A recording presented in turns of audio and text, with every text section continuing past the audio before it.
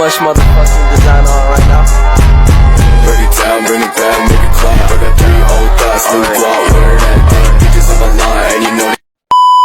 Materi hari ini yaitu tentang organ pernapasan pada manusia. Yang pertama yaitu ada bernapas. Apakah yang dimaksud dengan bernapas?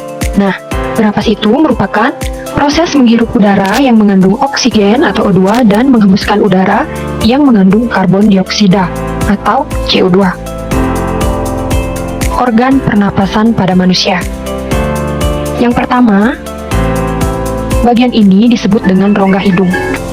Fungsi dari rongga hidung yaitu menyaring udara yang masuk dan dibantu oleh rambut hidung serta selaput lendir. Bagian yang kedua disebut dengan faring. Faring berfungsi menyalurkan udara ke laring.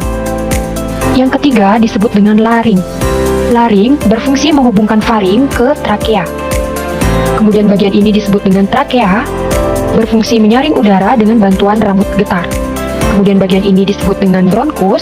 Bronkus berfungsi mengalirkan udara ke paru-paru. Bagian keenam disebut dengan alveolus. Fungsi dari alveolus yaitu sebagai tempat pertukaran oksigen dan karbon dioksida.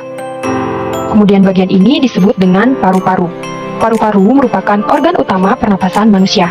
Pada paru-paru ini terdapat selaput tipis yang melindungi paru-paru. Nah, selaput tipis itu disebut dengan selaput pleura.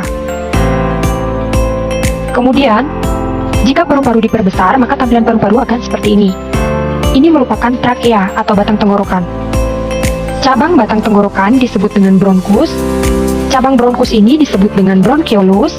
Cabang bronchiolus disebut dengan alveolus. Nah, pada alveolus ini terdapat cabang-cabangnya lagi. Nah, jika diperbesar, maka tampilannya akan seperti berikut. Ya, ini merupakan alveolus. Nah, cabang dari alveolus ini disebut dengan alveoli. Jadi, gelembung-gelembung halus ini dinamakan alveoli.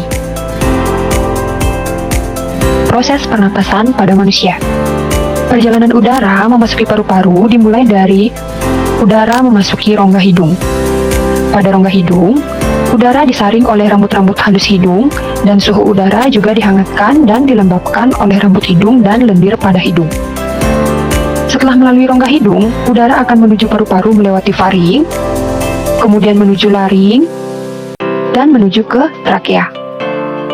Udara dari tenggorokan akan menuju ke paru-paru, namun sebelum diproses di paru-paru, udara akan melewati saluran bercabang dua. Saluran bercabang dua ini disebut dengan bronkus. Setiap bronkus terhubung dengan paru kanan dan paru kiri. Bronkus bercabang lagi. Cabang yang lebih kecil disebut dengan bronchiolus. Perhatikan yang disebut dengan bronchiolus itu adalah bagian yang ini. Cabang-cabang inilah disebut dengan bronchiolus. Bronchiolus bermuara pada alveolus. Ini merupakan alveolus. Nah, jika diperbesar, maka tampilannya akan seperti ini. Fungsi dari alveolus tersebut adalah tempat pertukaran oksigen dan karbon dioksida serta uap air. Setiap kita bernapas, udara segar yang mengandung oksigen masuk ke paru-paru, kemudian oksigen tersebut akan diedarkan ke seluruh tubuh melalui pembuluh darah. Dan di saat yang bersamaan, karbon dioksida atau CO2 dikeluarkan dari dalam tubuh melalui paru-paru. Fase pernapasan manusia. Fase pernapasan manusia ada dua jenis. Yang pertama itu ada fase inspirasi dan yang kedua itu ada fase ekspirasi. Yang pertama yaitu fase inspirasi. Fase inspirasi adalah proses ketika udara masuk ke dalam saluran pernapasan. Nah, inspirasi ini terjadi ketika kita menghirup udara. Fase ekspirasi adalah proses ketika udara keluar dari saluran pernapasan. Ekspirasi terjadi saat kita menghembuskan napas atau mengeluarkan udara dari paru-paru. Materi berikutnya yaitu tentang jenis pernapasan pada manusia. Jenis pernapasan pada manusia itu ada pernapasan dada dan pernapasan perut. Proses pernapasan dada yaitu inspirasi terjadi ketika otot antar tulang rusuk berkontraksi, tulang rusuk akan terangkat dan rongga dada membesar. Tekanan udara dalam rongga dada menurun, sehingga terjadi aliran udara dari lingkungan ke dalam saluran pernapasan.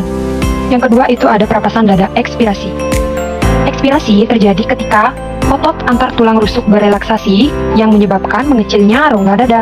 Jenis pernapasan yang kedua yaitu pernapasan perut. Yang pertama itu ada inspirasi. Selama inspirasi, otot diafragma berkontraksi sehingga posisi permukaan diafragma menjadi mendatar.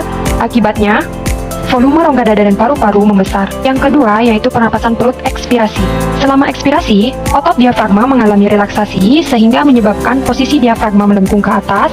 Akibatnya volume rongga dada dan rongga paru-paru menjadi mengecil. Pada gambar, ketika diafragma terangkat itu adalah posisi ekspirasi dan ketika diafragma turun itu adalah posisi inspirasi. Atau dengan kata lain, ketika diafragma turun merupakan kita menghirup napas dan ketika diafragma terangkat kita menghembuskan napas.